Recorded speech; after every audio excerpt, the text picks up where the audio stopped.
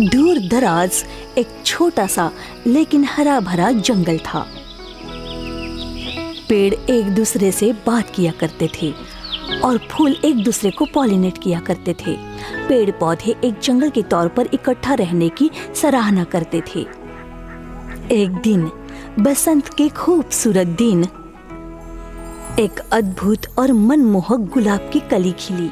वो एक छोटी कली थी जो एक छोटे फूल में तब्दील हुई।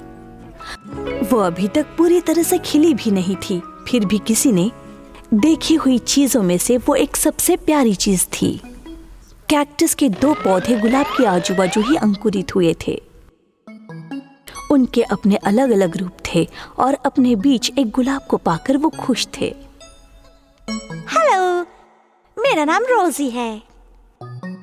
हम कैक्टस हैं। तुमसे मिलकर अच्छा लगा। तुम्हारी पंखुड़ियां अद्भुत है रोजी। काश मेरे पास भी तुम्हारी जैसी पंखुड़ियां होती। शुक्रिया, लेकिन हर कोई होशियार, सुंदर और सुगंधी नहीं होता है ना? रोजी की इस घमंडी टिप्पणी से सभी चौंक गए। वो अभी अभी खिली हुई थी, फिर भी उसे अपने फूल होने पर गर्व था। दोनों कैक्टस में भरपूर पानी संजो के रखा हुआ था। वो दोनों रोजी को पानी दिया करते थे ताकि वो हेल्दी रहे। वो रोजी से बहुत प्यार करते थे और उन्होंने ये चेतावनी नहीं दी कि उसने पर्याप्त पानी नहीं पिया तो वो मर सकती है। दिन बीतते गए और रोजी बड़ी हो गई। वो इस धरती के सबसे सुंदर फूल में तब्दील हो गई। उसके पास पंखुड़ियों की बहुत सी परतें थीं और उनका रंग चमकीला लाल था। दोनों कैक्टस को उनकी रोजी पर बहुत गर्व था। उसकी जड़ें जमीन में फैली हुई थीं, जिससे वो बिल्कुल मजबूती से खड़ी थी।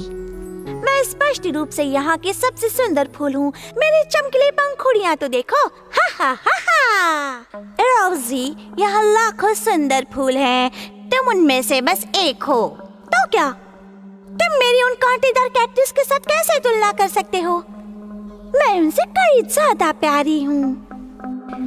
ये बात सुनकर उन्हें बहुत दुख हुआ, लेकिन उन्होंने कुछ नहीं कहा। रोजी, तुमने कैक्टस से जो कहा वो अच्छा नहीं है। तुम्हारे पास भी तो कांटे हैं। वैसे कैक्टस की तुलना मेरे जैसे प्यारे फूल से करना अच्छी बात नहीं है, समझी? हाँ, तुम्हें खूबसूरती के बारे में क्या पता? तुम्हें तो फूल भी नहीं आते। ना ही कैक्टस, ना सूरजमुखी और ना ही पेड़ कोई रोजी के साथ तालमेल नहीं बिठा पा रहा था, क्योंकि वो एक खुद की ही तारीफ करने वाली फूल थी। दिन बीतते गए और जंगल में एक अजनबी आया। वो घोड़े पर सवार एक पर्यटक था। वो अजनबी करीब आया और फूल की जांच करने लगा। अरे वाह, इसने मेरी तरफ देखा। वाह, ये फूल तो बहुत ही प्यारा है। ओह, शुक्रिया अजनबी। मुझे यकीन है कि अगर मैं इस फूल को मेरे साथ निकाल कर ले गया तो मुझे बहुत बड़ा इनाम मिलेगा। तुम्हें बगीचे में सुरक्षित रूप से रखना होगा ताकि तुम्हें हर कोई देख सके। फिर भी दोनों कैक्टस को ये बात पता थी। वो जानते थे कि एक बार अगर रोजी को उखाड़ लिया गया तो वो ज्यादा दिन नहीं बचेगी। जैसे ही वो रोजी को उखाड़ने के लिए आगे बढ़ा, उन्होंने उसे घायल कर दिया। वो अजनबी अपने घोड़े पर बैठा और निकल गया। दोनों कैक्टस जोर से हंसे, लेकिन रोजी नहीं हंसी। तुम्हारी हिम्मत कैसे हुई? तुम दोनों मुझसे इतना जलते क्यों हो? जलते हैं? रोजी, तुम नहीं समझ रही हो। वो तुम्हें अपने फायदे के लिए ले जाना चाहता था। उसे तुम्हारी कोई फिक्र नहीं है। मेरा बुरा भला तय करने वाले तुम होते कौन हो? तुम दोनों बदसूरत कैक्टस हो। मैं इस धरती की सबसे सुंदर फूल हूँ। तुमने सुना नहीं? मुझे बगीचे में सुरक्षित रखा जाएगा ताकि लोग आकर मेरी खूबसूरती देखें। रोजी, खुद पर इतना घमंड मत करो। क्यों ना करूं? तुम में ऐसी कौन सी खास बात है? हम बरसों तक पानी संभाल कर रख सकते हैं। तुम्हें क्या लगता है तुम क्यों जी रही हो? लेकिन रोजी सुन नहीं रही थी। वो लगातार दोनों कैक्टसेस पर चिल्लाती ही रही। उसने तय किया कि अब वो कैक्टसेस से पानी नहीं पिएगी। कैक्टसेस ने जो सुना उससे उन्हें गुस्सा आया, लेकिन उन्होंने कुछ नहीं कहा। दिन बीतते चले गए और आखिरकार गर्मी का मौसम आया। सूरजमुखी बहुत खुश थी।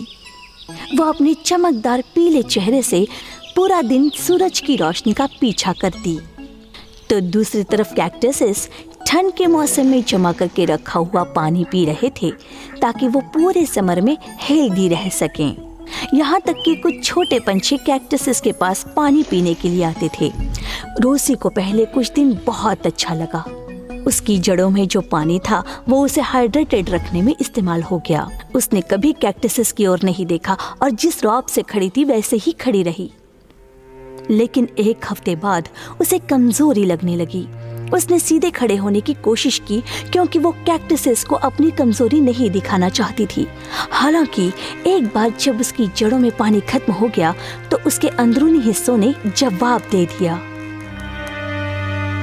और वो हाँफने लगी।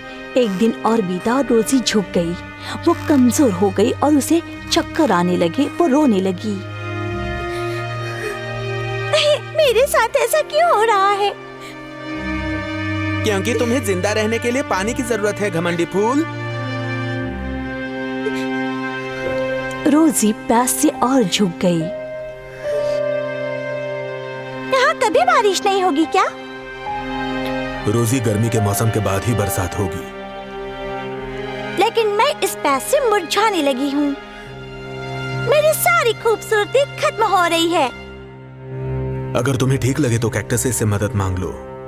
रोजी ने देखा कि कैक्टसेस दूसरे फूलों की मदद करके खुश हो रहे थे, लेकिन उनसे बात करने में उसे हिचकिचाहट हो रही थी क्योंकि वो हमेशा बदतमीजी से ही बात करती थी। जैसे ही उसके सर से एक और पंखुड़ी मुरझाकर गिर गई, तब वो अपना घमंड निगल गई और थोड़ी सी बेइज्जती सहने के लिए तैयार हो गई। उसने कैक्टसेस से मदद मांगी।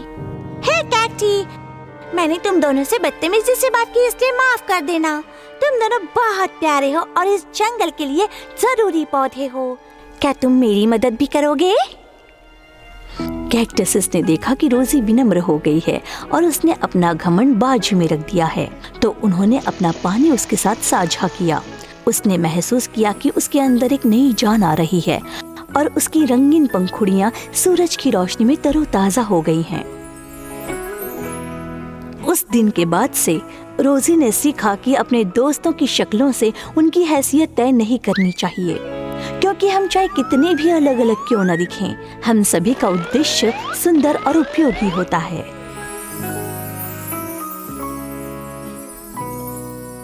समाप्त।